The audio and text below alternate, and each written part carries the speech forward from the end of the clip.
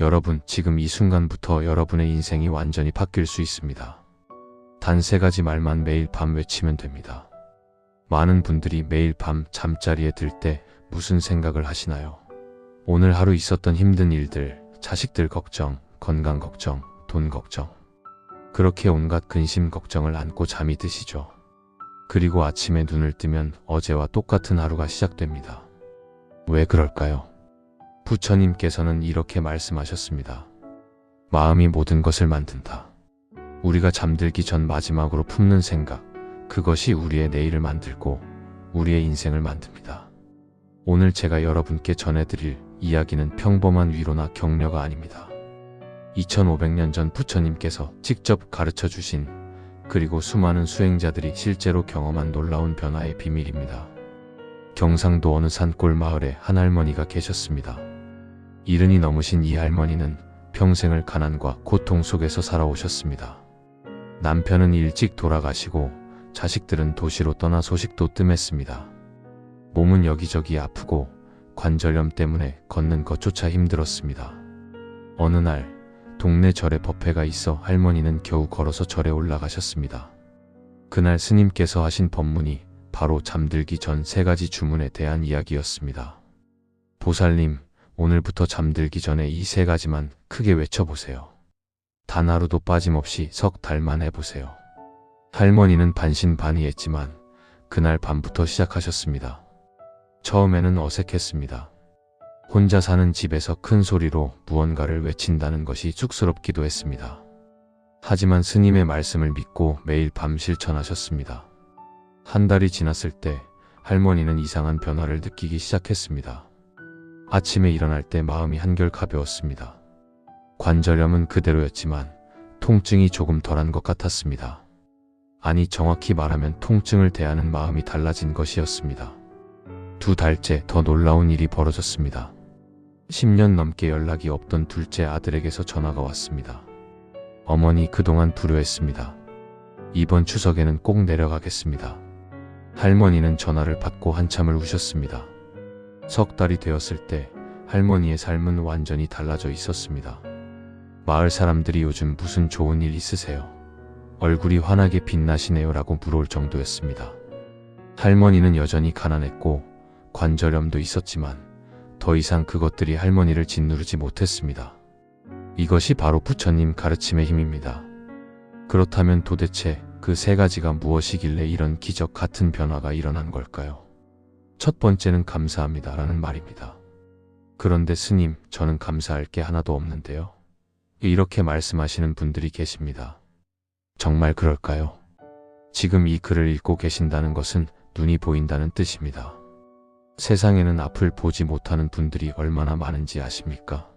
이 글을 읽을 수 있다는 것은 글을 배울 기회가 있었다는 뜻입니다.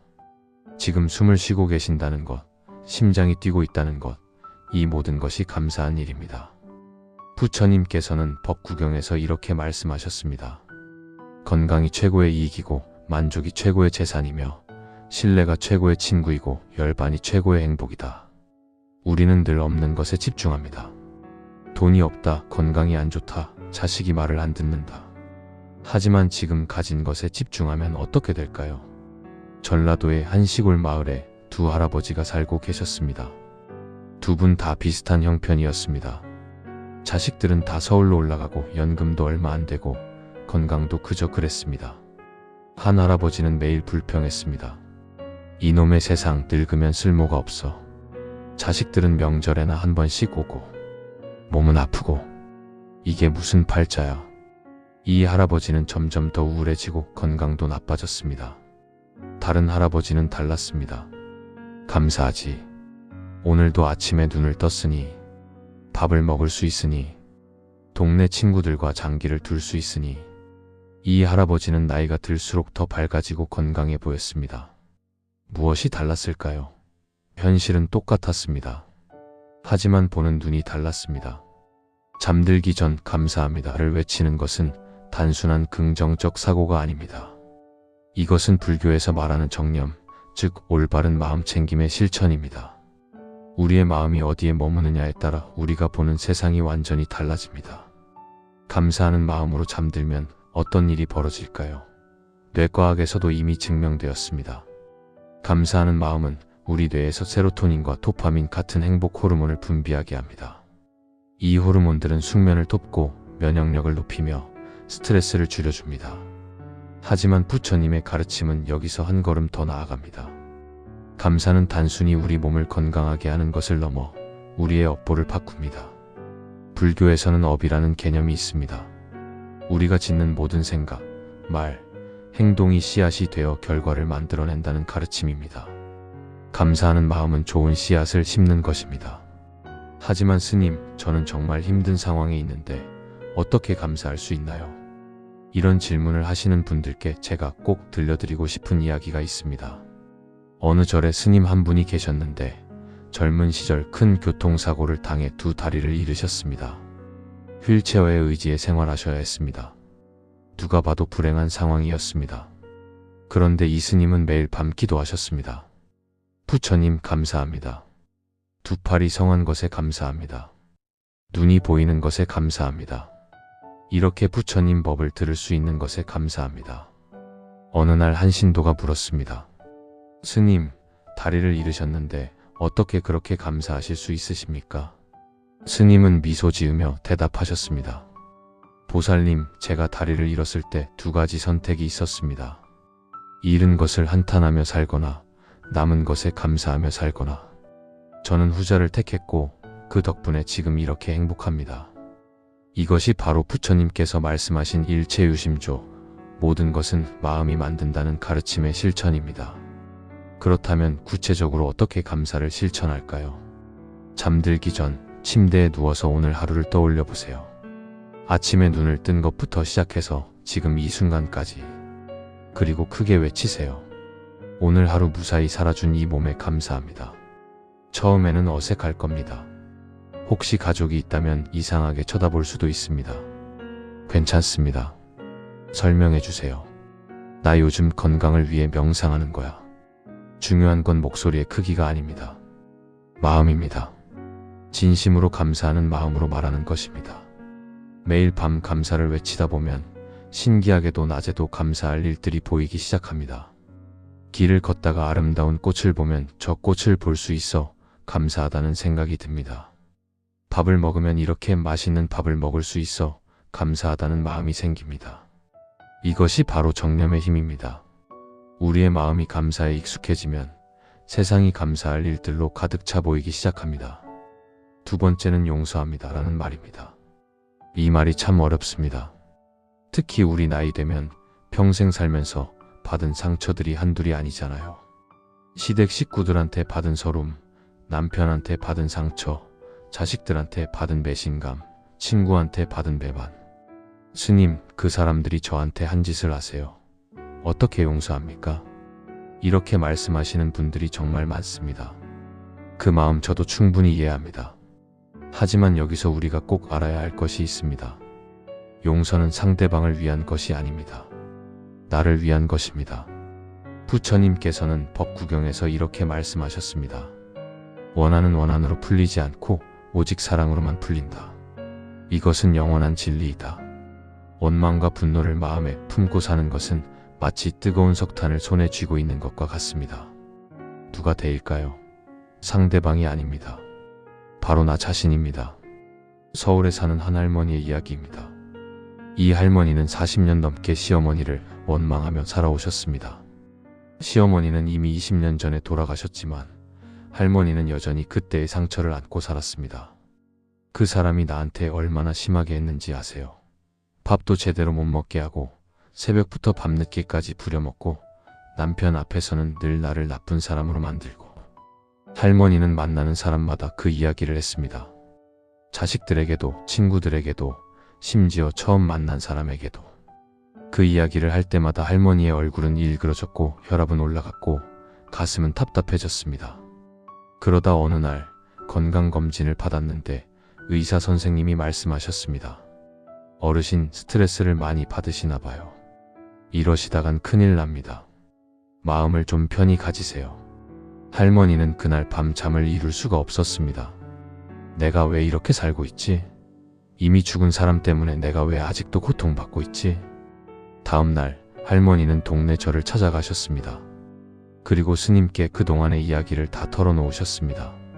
스님은 조용히 듣고 계시다가 이렇게 말씀하셨습니다. 보살님, 시어머니가 보살님을 괴롭힌 건 한때였습니다.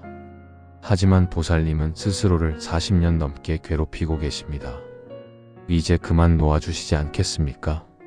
할머니는 그 말씀에 큰 충격을 받으셨습니다. 맞습니다. 시어머니는 이미 20년 전에 이 세상을 떠났습니다. 하지만 할머니는 스스로 그 상처를 매일 되새기며 자신을 괴롭히고 있었던 것입니다. 그날 밤부터 할머니는 잠들기 전에 말하기 시작했습니다. 시어머니를 용서합니다.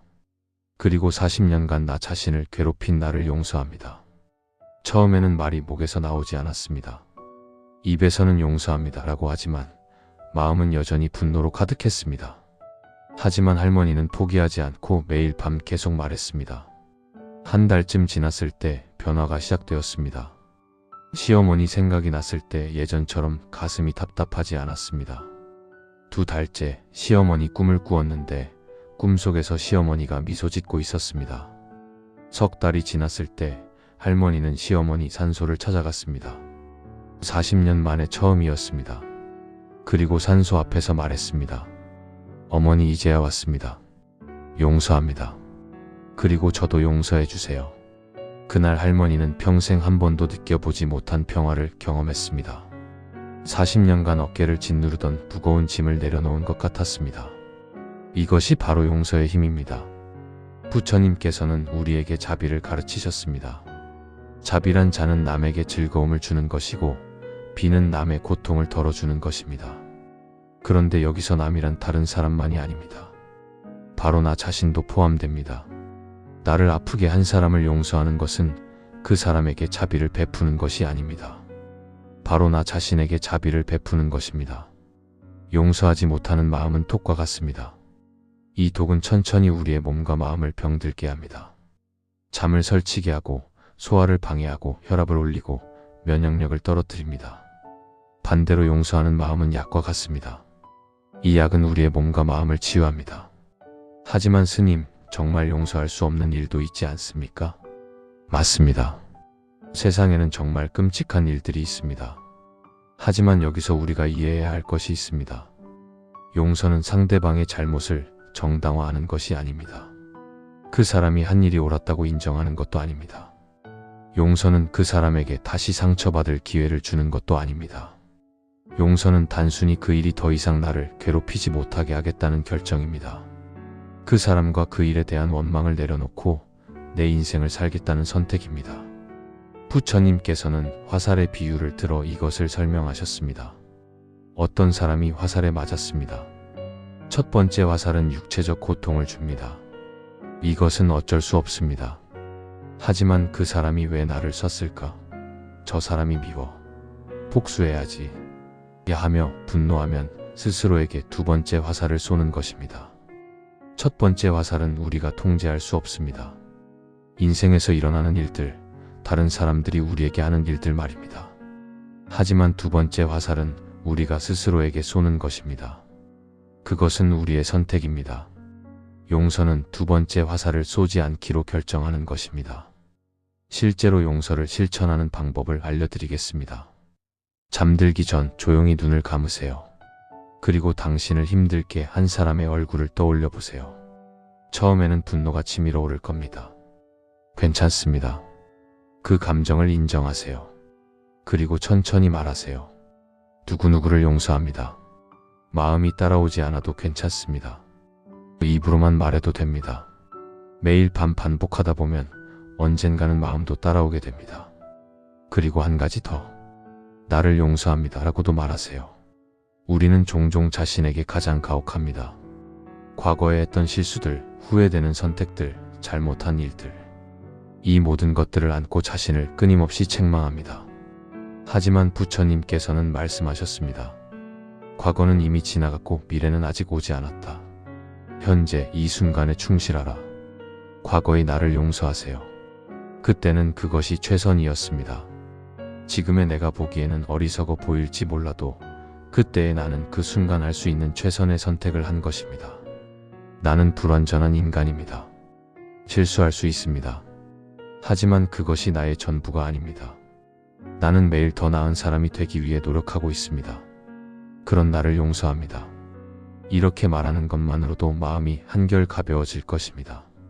세 번째는 사랑합니다 라는 말입니다. 에이 스님, 사랑은 젊은 사람들이나 하는 거지 우리 나이에 무슨 사랑이에요? 아닙니다. 사랑은 나이가 없습니다. 그리고 여기서 말하는 사랑은 남녀 간의 연애 감정을 말하는 것이 아닙니다. 부처님께서 말씀하신 자애를 말하는 것입니다. 모든 생명에 대한 따뜻한 마음, 존재, 그 자체에 대한 긍정과 축복을 말합니다. 부처님께서는 자애경에서 이렇게 말씀하셨습니다. 어머니가 목숨을 걸고 외아들을 보호하듯이 모든 생명 있는 것들에 대해 무한한 자애의 마음을 내라. 우리나라 말로 하면 사랑이 가장 가깝습니다. 하지만 단순한 사랑을 넘어선 깊고 넓은 사랑입니다. 부산에 사시는 한 할아버지 이야기입니다. 이 할아버지는 평생 무뚝뚝하게 사셨습니다. 아내에게도 자식들에게도 사랑한다는 말 한 번 해본 적이 없었습니다. 사내가 그런 쑥스러운 말을 어떻게 해? 이것이 할아버지의 지론이었습니다. 그렇게 살다가 할머니가 갑자기 쓰러지셨습니다. 뇌출혈이었습니다. 병원에서 수술을 했지만 의사는 고개를 저었습니다. 각오하셔야 할 것 같습니다. 할아버지는 중환자실 밖에서 사흘 밤을 지새우셨습니다. 그리고 후회가 밀려왔습니다. 평생을 함께 살면서 단 한 번도 사랑한다고 말하지 못했구나. 고맙다고도 못했구나. 할아버지는 중환자실 유리창 너머로 누워 계신 할머니를 바라보며 계속 말했습니다. 여보 사랑합니다. 고맙습니다. 사랑합니다. 기적이 일어났습니다. 의사들도 포기했던 할머니가 의식을 되찾으셨습니다. 회복이 더딘 것은 사실이지만 할머니는 살아나셨습니다. 퇴원한 후 할아버지는 매일 밤 잠들기 전 할머니에게 말했습니다. 여보 사랑합니다. 처음에는 정말 어색했습니다. 얼굴이 빨개지고 목소리가 떨렸습니다. 할머니도 어색해 하셨습니다. 이 양반이 나이 먹더니 이상해졌네. 하지만 할아버지는 매일 밤 계속 말했습니다. 한 달, 두 달, 석 달. 어느새 그것은 자연스러운 일상이 되었습니다. 신기한 일이 벌어졌습니다. 할아버지와 할머니의 관계가 달라졌습니다. 50년을 함께 살았지만 이제야 진짜 부부가 된 것 같았습니다. 작은 일에도 서로 웃고 손을 잡고 산책도 다니고 함께 절에도 다니기 시작했습니다. 더 놀라운 건 할아버지의 건강이었습니다. 오랫동안 앓던 불면증이 사라졌습니다. 혈압도 안정되었습니다. 의사 선생님이 신기하다며 요즘 무슨 좋은 일 있으세요? 라고 물을 정도였습니다. 이것이 바로 사랑합니다 라는 말의 힘입니다. 과학적으로도 증명되었습니다. 사랑하는 마음을 가질 때 우리 뇌에서는 옥시토신이라는 호르몬이 분비됩니다. 이 호르몬은 사랑의 호르몬이라고 불립니다. 옥시토신은 스트레스를 줄이고 면역력을 높이고 심장을 건강하게 하고 수명을 연장시킵니다. 하지만 부처님의 가르침은 여기서 훨씬 더 깊습니다. 자애경에서 부처님은 이렇게 말씀하십니다. 동쪽에 있는 생명들에게, 서쪽에 있는 생명들에게, 남쪽에 있는 생명들에게, 북쪽에 있는 생명들에게, 위에 있는 생명들에게, 아래에 있는 생명들에게 모두에게 자애를 베풀어라. 이것은 단순히 가족이나 친구를 사랑하라는 말이 아닙니다. 모든 존재, 심지어 나를 힘들게 한 사람, 나와 원수인 사람까지도 사랑하라는 것입니다. 스님, 그게 어떻게 가능합니까? 나를 괴롭힌 사람을 어떻게 사랑합니까? 어렵습니다. 정말 어렵습니다. 하지만 불가능하지는 않습니다. 부처님의 제자 중에 앙굴리말라라는 사람이 있었습니다. 이 사람은 원래 살인마였습니다. 999명을 죽이고 그들의 손가락으로 목걸이를 만들어 차고 다녔습니다. 정말 끔찍한 사람이었습니다. 부처님은 이 앙굴리말라를 만나셨습니다. 앙굴리말라는 부처님마저 죽이려고 했습니다. 1000번째 살인을 하기 위해서였습니다. 하지만 부처님은 도망가지 않으셨습니다. 오히려 그에게 다가가 말씀하셨습니다. 멈춰라. 나는 이미 멈춰서 있다. 너도 멈춰라. 앙굴리말라는 부처님의 눈을 보았습니다. 그 눈에는 두려움이 없었습니다. 분노도 없었습니다. 오직 무한한 자비만이 있었습니다. 그 순간 앙굴리말라의 마음이 무너졌습니다. 평생 처음으로 사랑받는다는 느낌을 받았습니다. 999명을 죽인 자신을 부처님은 여전히 사랑하고 계셨습니다. 앙굴리말라는 그 자리에서 부처님의 제자가 되었습니다. 그리고 후에 아라한, 즉 완전한 깨달음을 얻은 성자가 되었습니다. 이것이 바로 사랑의 힘입니다. 사랑은 미움을 녹입니다. 사랑은 분노를 잠재웁니다. 사랑은 원수조차 친구로 만듭니다. 하지만 스님, 저는 부처님이 아닌데요. 맞습니다. 우리는 부처님이 아닙니다. 그렇게 큰 사랑을 실천하기는 어렵습니다. 하지만 작은 것부터 시작할 수 있습니다. 잠들기 전 이렇게 말해보세요.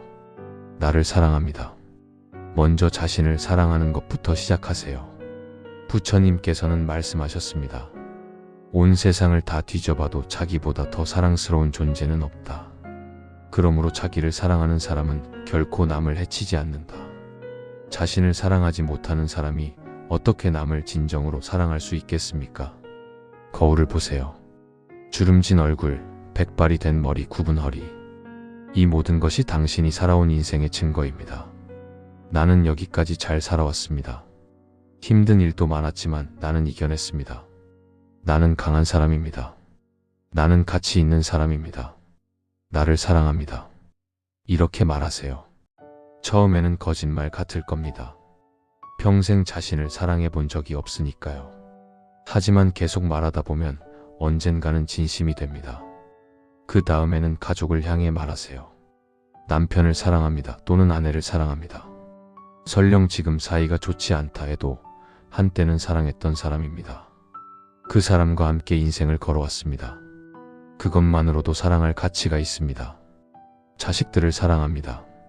비록 자식들이 말을 안 듣고 효도를 안 해도 그들은 여전히 당신의 자식입니다. 당신의 피와 살을 나눈 존재입니다. 그리고 조금 더 나아가서 이웃을 사랑합니다. 이 세상의 모든 생명을 사랑합니다. 거창하게 들리나요? 아닙니다. 이것은 거창한 것이 아닙니다. 이것은 부처님께서 가르쳐 주신 행복하게 사는 방법입니다. 경기도의 한 시골 마을 이야기입니다. 그 마을에는 오래된 원한이 있었습니다. 두 집안이 땅 문제로 50년 넘게 싸워왔습니다. 법원까지 갔지만 해결이 안 되었습니다. 한 집의 할머니가 절에 다니기 시작했습니다. 그리고 스님께 이야기를 했습니다. 스님은 할머니에게 숙제를 내주셨습니다. 보살님, 오늘부터 매일 밤 이렇게 기도해보세요. 이웃집 누구의 가족을 사랑합니다. 그들이 건강하고 행복하기를 기도합니다. 할머니는 깜짝 놀랐습니다. 스님, 그 집은 우리 원수입니다. 어떻게 그들을 위해 기도합니까? 스님은 미소 지으며 말씀하셨습니다. 그래서 기도하는 겁니다. 원수를 원수로 대하면 영원히 원수로 남습니다. 하지만 사랑으로 대하면 언젠가는 변화가 일어납니다. 할머니는 반신반의했지만 스님을 믿고 시작했습니다. 매일 밤이를 악물고 기도했습니다. 이웃집 누구의 가족을 사랑합니다. 한 달이 지났습니다. 어느 날 길에서 이웃집 할머니와 마주쳤습니다. 평소 같으면 외면하고 지나갔을 텐데 이상하게 미소가 나왔습니다. 이웃집 할머니도 놀란 표정이었습니다. 2달째 이웃집에 우환이 생겼다는 소식을 들었습니다. 손자가 다쳐서 병원에 입원했다고 했습니다. 할머니는 망설이다가 과일 바구니를 들고 병문안을 갔습니다. 이웃집 할머니는 울었습니다. 고맙습니다. 이렇게 와주시다니. 석 달째 두 집안은 화해했습니다. 50년 묵은 원한이 풀렸습니다. 법정 싸움도 끝났습니다. 땅 문제는 서로 양보해서 해결했습니다. 마을 사람들이 신기하다며 물었습니다. 어떻게 된 일이에요? 할머니는 대답했습니다. 부처님 덕분입니다. 이것이 바로 사랑의 기적입니다. 부처님께서는 말씀하셨습니다. 미움은 미움으로 끝나지 않고 오직 사랑으로만 끝난다. 우리가 누군가를 미워하면 그 미움은 다시 우리에게 돌아옵니다. 하지만 우리가 누군가를 사랑하면 그 사랑도 다시 우리에게 돌아옵니다. 이것이 바로 인과의 법칙입니다. 씨를 뿌린 대로 거둡니다. 미움의 씨를 뿌리면 미움을 거두고 사랑의 씨를 뿌리면 사랑을 거둡니다. 그렇다면 이 세 가지를 어떻게 실천할까요? 매일 밤 잠들기 30분 전쯤 침대에 앉으세요. 또는 방바닥에 편안하게 앉으세요. 먼저 깊게 숨을 3번 쉬세요. 들이쉬고 내쉬고, 들이쉬고 내쉬고, 들이쉬고 내쉬고. 마음을 가라앉히세요. 그리고 오늘 하루를 떠올려 보세요. 아침에 눈을 뜬 순간부터 지금 이 순간까지 힘든 일도 있었을 겁니다. 기쁜 일도 있었을 겁니다. 그 모든 것을 있는 그대로 받아들이세요. 그리고 크게 외치세요. 감사합니다. 온 마음을 다해 외치세요. 목소리가 떨려도 괜찮습니다. 눈물이 나도 괜찮습니다. 오늘 하루 살아 숨 쉴 수 있음에 감사합니다. 이 몸이 아직 움직일 수 있음에 감사합니다. 가족이 있음에 감사합니다. 밥을 먹을 수 있음에 감사합니다. 구체적으로 감사한 것들을 말하세요. 그 다음 용서를 실천하세요. 용서합니다. 나를 힘들게 한 사람들을 떠올려 보세요. 그리고 한 명씩 용서하세요. 누구를 용서합니다. 마음이 따라오지 않아도 괜찮습니다. 일단 입으로 말하세요. 언젠가는 마음도 따라올 것입니다. 그리고 자신도 용서하세요. 나를 용서합니다. 과거의 실수들, 후회되는 일들 모두 용서하세요. 마지막으로 사랑을 실천하세요. 사랑합니다. 먼저 자신에게, 나를 사랑합니다. 그 다음 가족에게, 남편을 사랑합니다. 또는 아내를 사랑합니다. 자식들을 사랑합니다. 그리고 더 넓게 이웃을 사랑합니다. 이 세상 모든 생명을 사랑합니다. 이렇게 3가지를 다 외치고 나면 다시 깊은 숨을 3번 쉬세요. 그리고 편안하게 누워서 잠드세요. 처음에는 어색할 겁니다. 혹시 효과가 있을까 의심도 될 겁니다. 괜찮습니다. 일단 시작하세요. 중요한 것은 꾸준함입니다. 하루 이틀 하고 그만두면 소용없습니다. 최소한 석 달은 계속해야 합니다. 석 달 동안 단 하루도 빠짐없이 매일 밤 이 3가지를 외치세요. 그러면 변화가 일어납니다. 반드시 일어납니다. 어떤 변화가 일어날까요? 첫째, 잠을 잘 자게 됩니다. 감사하는 마음, 용서하는 마음, 사랑하는 마음으로 잠들면 숙면을 취할 수 있습니다. 악몽도 줄어듭니다. 둘째, 아침에 일어날 때 기분이 좋아집니다. 예전에는 아이고 또 하루가 시작이네 하며 우울하게 일어났다면 이제는 오늘은 또 무슨 좋은 일이 있을까 하며 기대하며 일어나게 됩니다. 셋째, 건강이 좋아집니다. 스트레스가 줄어들고 면역력이 높아지고 소화도 잘 되고 혈압도 안정됩니다. 넷째, 인간관계가 좋아집니다. 당신의 마음이 바뀌면 당신을 대하는 사람들의 태도도 바뀝니다. 신기하게도 사람들이 당신에게 더 친절해집니다. 다섯째, 운이 좋아집니다. 이것은 미신이 아닙니다. 부처님께서 말씀하신 인과의 법칙입니다. 좋은 마음을 내면 좋은 결과가 따릅니다. 실제로 많은 분들이 이것을 경험했습니다. 제주도에 사시는 한 할머니는 이렇게 말씀하셨습니다. 스님, 저 복권에 당첨됐어요. 10만 원이지만요. 평생 복권 당첨된 적 없었는데 이 기도 시작하고 나서 당첨됐어요. 서울에 사시는 할아버지는 이렇게 말씀하셨습니다. 20년 만에 동창회에 갔더니 옛날 친구들이 너 요즘 표정이 왜 이렇게 좋아? 하더라고요. 그리고 다들 연락처를 물어봤어요. 이제 친구들이 자주 연락해요. 대구에 사시는 할머니는 이렇게 말씀하셨습니다. 며느리가 갑자기 태도가 바뀌었어요. 예전에는 말도 잘 안 했는데 요즘은 자주 전화하고 집에도 자주 와요. 어머니, 요즘 많이 밝아지셨네요 하더라고요. 이 모든 것이 우연일까요? 아닙니다. 이것은 부처님께서 말씀하신 법칙대로 일어나는 일입니다. 마음이 모든 것을 만든다. 우리의 마음이 바뀌면 우리의 세상이 바뀝니다. 하지만 여기서 중요한 것이 있습니다. 이것을 복을 받기 위한 수단으로 생각하면 안 됩니다. 복권에 당첨되려고 이것을 하겠어. 자식이 효도하게 만들려고 이것을 하겠어. 이런 마음으로 하면 효과가 없습니다. 순수한 마음으로 해야 합니다. 그냥 감사하고 용서하고 사랑하는 것 자체가 목적이어야 합니다. 부처님께서는 무주상보시를 말씀하셨습니다. 대가를 바라지 않고 베푸는 것입니다. 감사도 용서도 사랑도 마찬가지입니다. 무언가를 얻기 위해서가 아니라 그것 자체가 좋아서 하는 것입니다. 그렇게 하다 보면 저절로 좋은 일들이 따라옵니다. 어떤 분들은 이렇게 물으십니다. 스님, 그래도 안 되면 어떡합니까? 만약 석 달을 열심히 했는데도 아무 변화가 없다면 그것은 두 가지 중 하나입니다. 하나는 변화가 너무 작아서 아직 못 느끼는 것입니다. 나무가 자라는 것을 매일 보면 자라는 게 안 보입니다. 하지만 분명히 자라고 있습니다. 6개월, 1년 후에 보면 확실히 달라져 있을 것입니다. 다른 하나는 진심이 아닌 것입니다. 입으로만 말하고 마음은 따로 가 있으면 효과가 없습니다. 부처님께서는 말씀하셨습니다.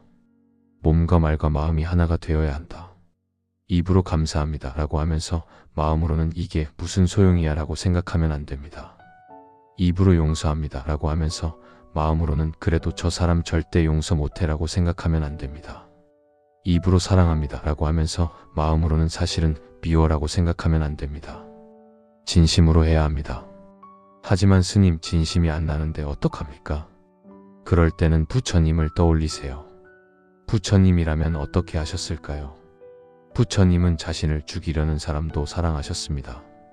부처님을 비방하는 사람도 용서하셨습니다. 온갖 고난 속에서도 감사하셨습니다. 우리는 부처님이 될 수는 없습니다. 하지만 부처님을 닮아갈 수는 있습니다. 매일 밤 이 세 가지를 외치는 것은 바로 부처님을 닮아가는 수행입니다. 불교에서는 이것을 사막, 즉 세 가지 배움이라고 합니다. 개정의 마이너스 계율을 지키고 마음을 고요히 하고 지혜를 얻는 것입니다. 감사, 용서, 사랑을 실천하는 것이 바로 이 사막의 실천입니다. 감사는 계율입니다. 불만하지 않고 탐욕 부리지 않고 가진 것에 만족하는 것입니다. 용서는 선정입니다. 분노와 원망을 내려놓고 마음을 평화롭게 하는 것입니다. 사랑은 지혜입니다. 모든 존재가 하나로 연결되어 있음을 아는 것입니다. 이 세 가지를 매일 밤 실천하는 것은 단순히 마음 편하자고 하는 것이 아닙니다. 이것은 깨달음으로 가는 길입니다. 부처님께서는 말씀하셨습니다. 탐진치, 즉 탐욕과 분노와 어리석음이 모든 고통의 원인이다. 감사는 탐욕을 없앱니다. 가진 것에 감사하면 더 이상 탐내지 않게 됩니다. 용서는 분노를 없앱니다. 용서하면 더 이상 화내지 않게 됩니다. 사랑은 어리석음을 없앱니다. 사랑하면 모든 것이 하나임을 알게 됩니다. 그러니 이 세 가지를 매일 밤 외치는 것은 바로 탐진치를 없애는 수행입니다. 그리고 탐진치를 없애면 고통도 사라집니다. 부처님께서 말씀하신 열반, 즉 모든 고통이 사라진 평화로운 상태에 이를 수 있습니다. 하지만 스님, 그렇게 쉽게 열반에 이를 수 있습니까? 물론 쉽지 않습니다. 열반은 깨달음의 최고 경지입니다. 수십 년 수행에도 이르기 어려운 경지입니다. 하지만 우리는 완전한 열반에 이르지 못하더라도 그 방향으로 한 걸음씩 나아갈 수 있습니다. 매일 밤 이 세 가지를 외치는 것은 바로 그 한 걸음입니다. 어제보다 오늘 조금 더 감사하고, 어제보다 오늘 조금 더 용서하고, 어제보다 오늘 조금 더 사랑하는 것입니다. 그렇게 하루하루 나아가다 보면 1년 후에 나는 지금의 나와 완전히 다른 사람이 되어 있을 것입니다. 부처님께서는 법구경에서 이렇게 말씀하셨습니다. 물방울이 모여 항아리를 채우듯이 현명한 사람은 작은 선행을 모아 선으로 가득 찬다. 매일 밤 이 세 가지를 외치는 것은 작은 일입니다. 5분도 안 걸립니다. 하지만 이 작은 일을 365일 하면 1825분입니다. 30시간이 넘습니다. 30시간 동안 감사하고 용서하고 사랑하는 것입니다. 그것이 당신을 바꿀 것입니다. 지금 이 순간 결심하세요. 오늘 밤부터 시작하겠다고. 단 하루도 빠짐없이 석 달 동안 계속하겠다고. 종이에 써서 벽에 붙여 놓으세요. 나는 매일 밤 잠들기 전에 감사합니다, 용서합니다, 사랑합니다를 외친다. 그리고 날짜를 체크하세요. 오늘 했으면 동그라미, 안 했으면 X. 석 달 후 90개의 동그라미를 만들어 보세요. 그때 당신의 삶이 어떻게 변했는지 스스로 확인해 보세요. 분명히 변화가 있을 것입니다. 더 밝은 표정, 더 건강한 몸, 더 평화로운 마음, 더 좋은 관계, 더 많은 행운. 이 모든 것이 당신을 기다리고 있습니다. 하지만 기억하세요. 이것은 마법이 아닙니다. 기적도 아닙니다. 이것은 부처님께서 가르쳐 주신 진리입니다. 2500년 전부터 수많은 사람들이 실천하고 증명한 진리입니다. 법이라고 합니다. 우주의 법칙, 인생의 법칙입니다. 이 법칙을 따르면 행복해지고 이 법칙을 어기면 고통받습니다. 감사, 용서, 사랑은 이 법칙을 따르는 것입니다. 불평, 원망, 미움은 이 법칙을 어기는 것입니다. 당신은 어떤 길을 선택하시겠습니까? 선택은 당신의 몫입니다. 하지만 저는 당신이 올바른 선택을 하실 거라 믿습니다.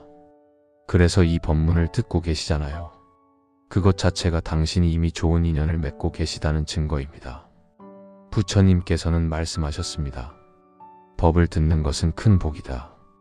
여러분은 지금 큰 복을 받고 계십니다. 이 법문을 듣고 계신다는 것 자체가 복입니다. 하지만 더 큰 복은 이것을 실천하는 것입니다. 듣기만 하고 실천하지 않으면 아무 소용이 없습니다. 마치 요리 방법을 알면서도 요리하지 않으면 배가 고픈 것과 같습니다. 오늘 밤부터 실천하세요. 잠들기 전 편안히 앉아서 깊게 숨을 쉬세요. 그리고 온 마음을 다해 외치세요. 감사합니다. 용서합니다. 사랑합니다. 이 세 가지가 당신의 삶을 바꿀 것입니다. 내일 아침 당신은 새로운 사람으로 눈을 뜰 것입니다. 한 달 후 당신은 변화를 느낄 것입니다. 석 달 후 당신은 완전히 다른 사람이 되어 있을 것입니다. 이것이 바로 부처님께서 우리에게 주신 선물입니다. 감사하는 마음으로 이 선물을 받으세요. 용서하는 마음으로 과거를 놓아주세요. 사랑하는 마음으로 새로운 미래를 열어가세요. 부처님의 가르침이 여러분과 함께하기를 기원합니다. 여러분의 남은 인생이 감사와 용서와 사랑으로 가득 차기를 기원합니다. 여러분이 진정한 평화와 행복을 얻으시기를 기원합니다. 나무 아미타불 관세음보살.